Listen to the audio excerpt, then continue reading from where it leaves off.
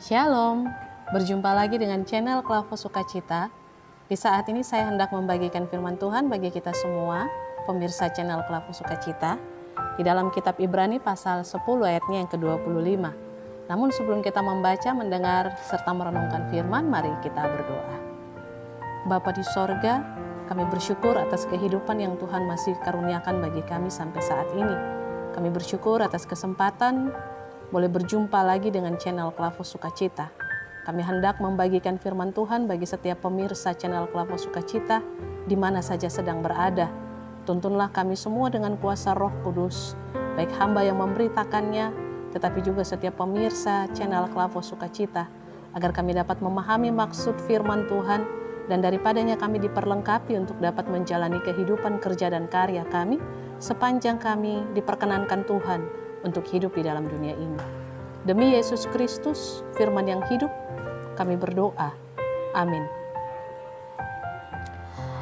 Ibrani pasal 10 ayatnya yang ke-25, firman Tuhan berbunyi, ketekunan, janganlah kita menjauhkan diri dari pertemuan-pertemuan ibadah kita seperti dibiasakan oleh beberapa orang, tetapi marilah kita saling menasihati dan semakin giat melakukannya menjelang hari Tuhan yang mendekat.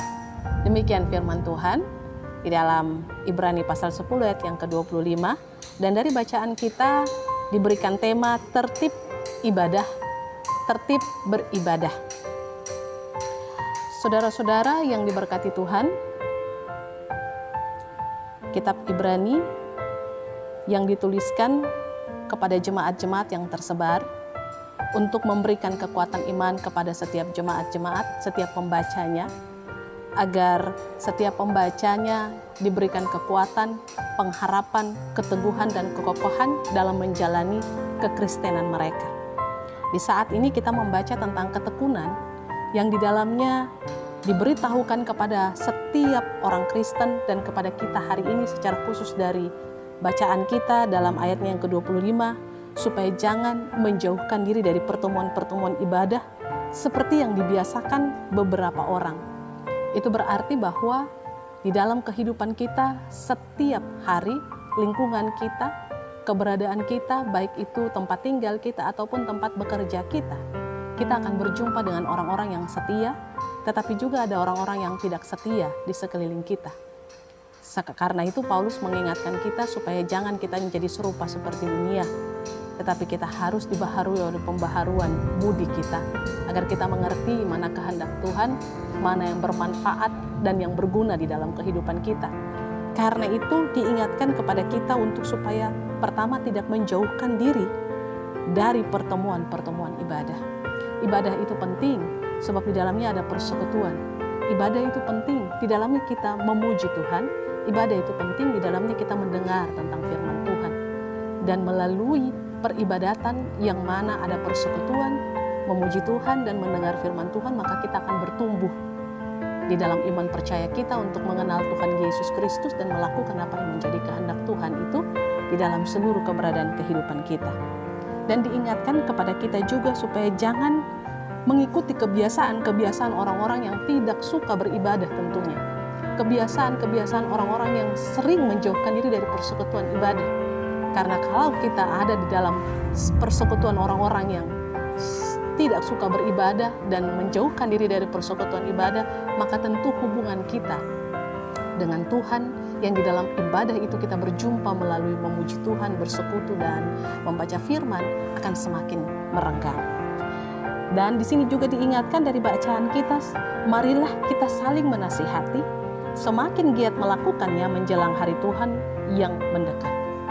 Saling menasihati di dalam persekutuan yang beribadah, saling menasihati karena kita telah mendengar firman Tuhan, kita tahu mana yang baik, mana yang tidak, dan lalu kemudian saling menasihati, menolong kita di dalam membaharui kehidupan kita yang salah, dan kemudian kita mengejar sebuah kehidupan kekudusan yang tentunya karena setiap orang itu berada dalam persekutuan yang akrab dengan Tuhan.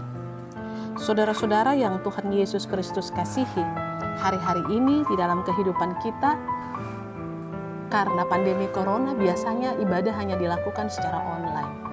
Tetapi kemudian ada beberapa gereja ataupun persekutuan sudah mulai membuka ibadah-ibadah yang sifatnya harus menjaga jarak, menggunakan masker, serta tidak lupa untuk mencuci tangan. Artinya bahwa protokol kesehatan itu senantiasa dijalankan.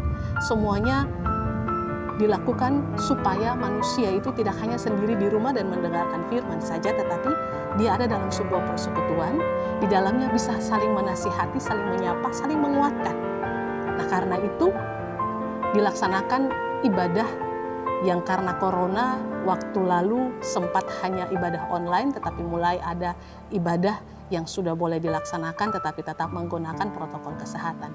Semuanya itu diharapkan supaya setiap orang-orang Kristen secara khusus dapat bertumbuh di dalam iman percaya tetapi juga di dalam persekutuannya.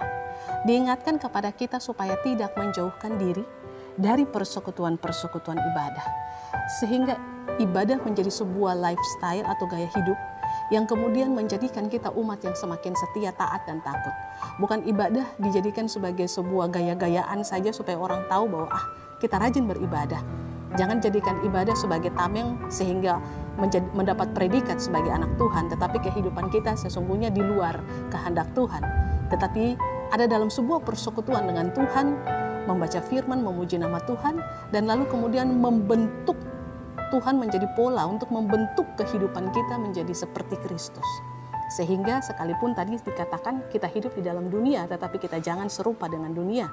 Tetapi kita mau menjadi anak-anak Tuhan yang takut akan Tuhan, yang melakukan kehendak Tuhan, dan hidup seturut maksud Tuhan, melaksanakan rencana Tuhan melalui firman-Nya lewat setiap karya-karya kita.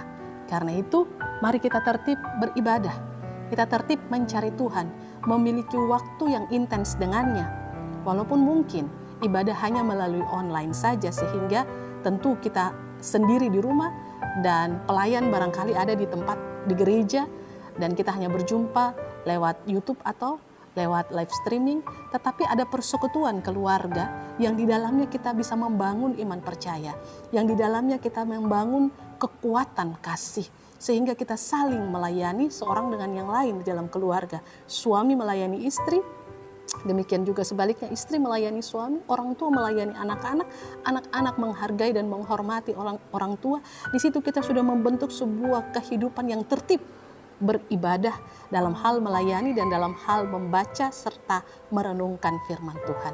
Dan dengan demikian ketika situasi pandemi ini akan berakhir, sudah membuat kita menjadi orang-orang yang senantiasa telah mendisiplinkan dirinya untuk belajar taat dalam hidup dan persekutuan. Kita taat melakukan kehendak Tuhan, dan salah satunya adalah kita menjadi orang yang tidak menjauhkan diri dari pertemuan ibadah kita. Kiranya Tuhan menolong dan memampukan kita semua untuk dapat tertib beribadah, mendisiplinkan diri kita, membiasakan diri kita untuk mendengar firman Tuhan, entahkah itu melalui live streaming atau melalui YouTube, karena situasi pandemi ini sehingga memungkinkan kita tidak berjumpa dengan orang banyak dalam sebuah persekutuan.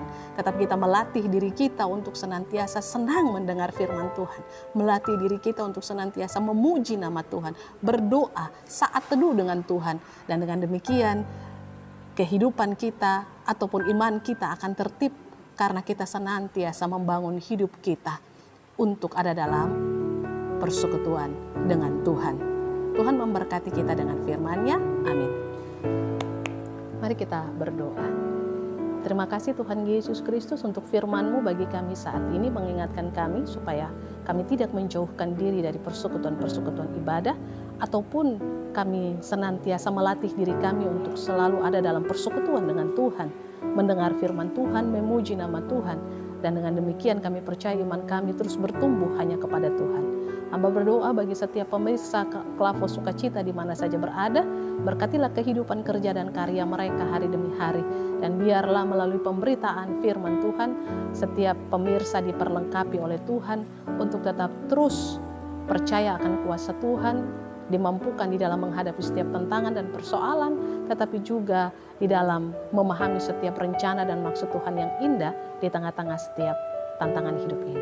Terima kasih Tuhan Yesus Kristus.